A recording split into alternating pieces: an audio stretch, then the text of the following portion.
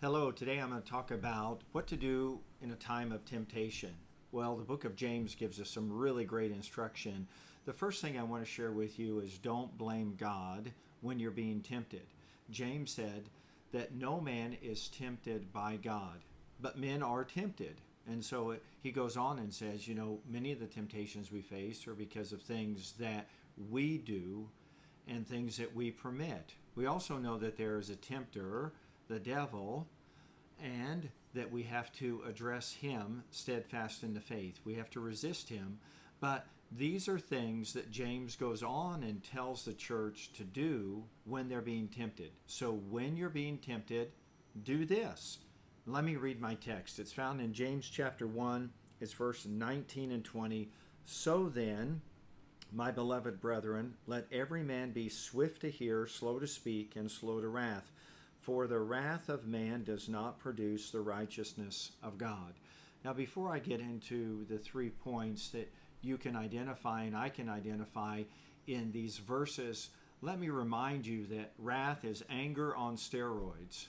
What it is it's something has festered, something you've come to an improper conclusion. I have.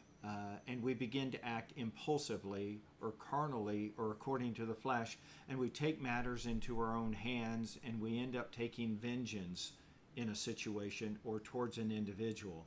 And so what James is saying is that man's wrath or man's anger or plans to get vengeance never brings about a righteous result before God. Why is that? Because God's ways are higher than our ways. So what are God's ways when you're being tempted? First of all, let me remind you, temptation does not come from the Lord, but you will face temptation. Some is self-inflicted, other comes from the devil. So what do you do when you're causing yourself trouble? When you're the one that is bringing the harm? You do these three things, Be swift to hear, slow to speak, and slow to wrath. All right, swift to hear, not just waiting for someone to finish a conversation so you can interject your opinion, your ideas. No, that's pride. We need to move away from that. That just ratchets up the wrath, the anger. We need to be slow to speak. Just be still and just let our mind settle. And that helps us to actually listen and to hear someone clearly and to gain understanding. And then it means slow to wrath. I really like that, slow to wrath.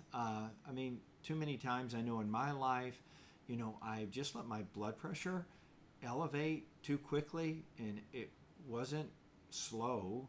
It was like a microwave. It was fast. And because of that, I made a really impulsive and poor decision. So here's my last bit of instruction that James gives unto us.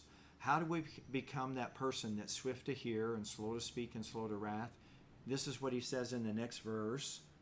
He says, therefore receive with meekness the implanted word which is able to save your soul. Wow.